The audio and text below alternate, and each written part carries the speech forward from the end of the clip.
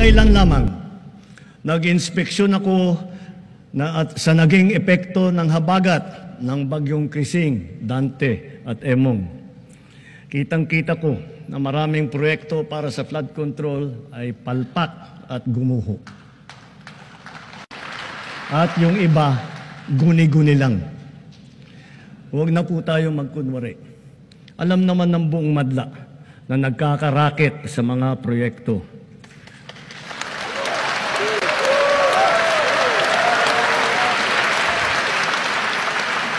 Mga kickback, mga initiative, errata, SOP, for the boys. Kaya sa mga nakikipagsabwatan upang kunin ang pondo ng bayan at nakawin ang kinabukasan ng ating mga mamamayan, mahiya naman kayo sa inyong kapwa Pilipino.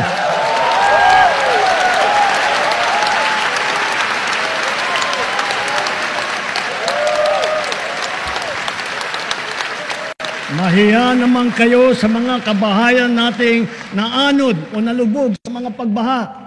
Mahiya naman kayo, lalo sa mga anak natin na magmamana sa mga utang na ginawa ninyo nang binulsan nyo lang ang pera.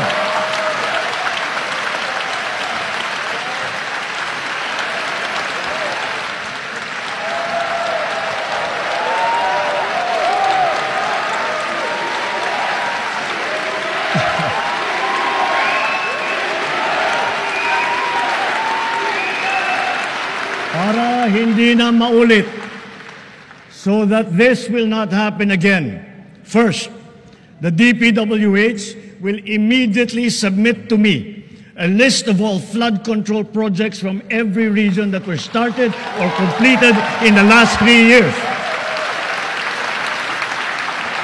Second, the Regional Project Monitoring Committee shall examine that list of projects and give a report on those that have been failures, those that were not finished, and those that are alleged to be ghost projects.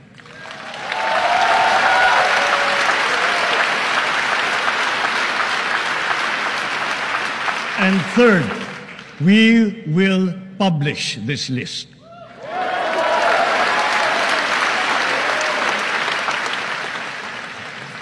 Isa sa publiko natin ang listahang ito.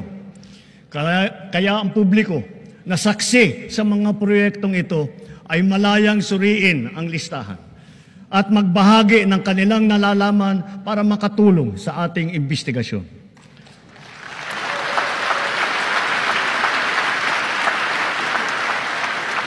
At the same time, there will be an audit and performance review regarding these projects to check and make sure and to know how your money was spent.